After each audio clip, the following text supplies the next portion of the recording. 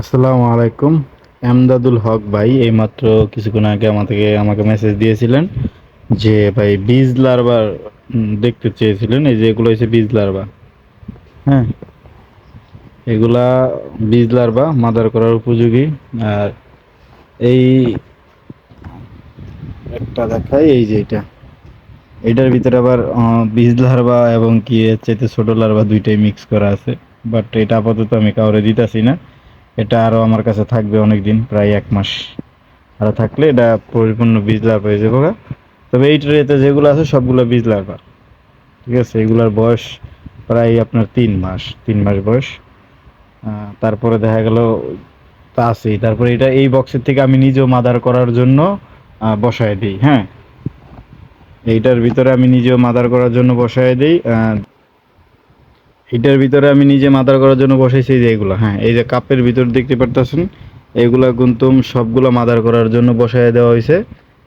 এই যে দেখেন, এই যে পিউপা দেখতে পারতেছেন সম্ভবত, এই যে পিউপা, এগুলো পিউপা হয়ে গেছে লার্ভা থেকে।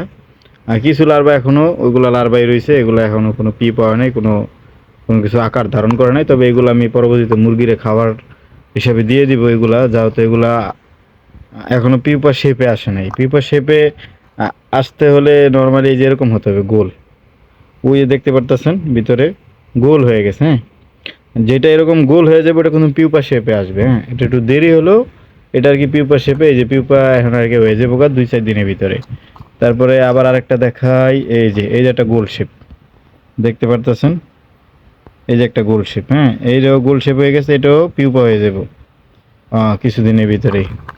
আর এইগুলো এখনো গোল শেপে আসে নাই কিন্তু। আর যেগুলো দ্রুত, আর ওগুলো কিন্তু খুব দ্রুত পিউপা হয়ে গেছে গা। হ্যাঁ, যেগুলো খুব দ্রুত আর এগুলো পিউপা হয়ে গেছে গা। আর যেগুলো এই যে এগুলো হয় নাই, এগুলো আর হবেও না। হয়তো হবে অনেকদিন, আবার আরো কিছুদিন খাবার দেওয়া লাগবে, খাবার দেওয়া একটু টাইট করা লাগবে। এরপরে এটাও গোল শেপে এসে পড়ছে, এই যে জায়গায় গেছে, এখন আবার থুয়ে দিলে আবার ঠিক হয়ে যাবে, গোল শেপে চলে যাবো গা। তো যেগুলো গোল শেপে আইসে, যেগুলো পিউপা হয়েছে তো হয়েছে, আর যেগুলো না হয়েছে এগুলো খাবার দিয়ে আরো কিছুদিন পালন করার পরে তারপরে এগুলো পিউপা হবে। আর যেগুলা টোটালি আপনার ওই, আমি আবার এখান থেকে হাঁস মুরগির খাবারের জন্য দিয়ে দিই।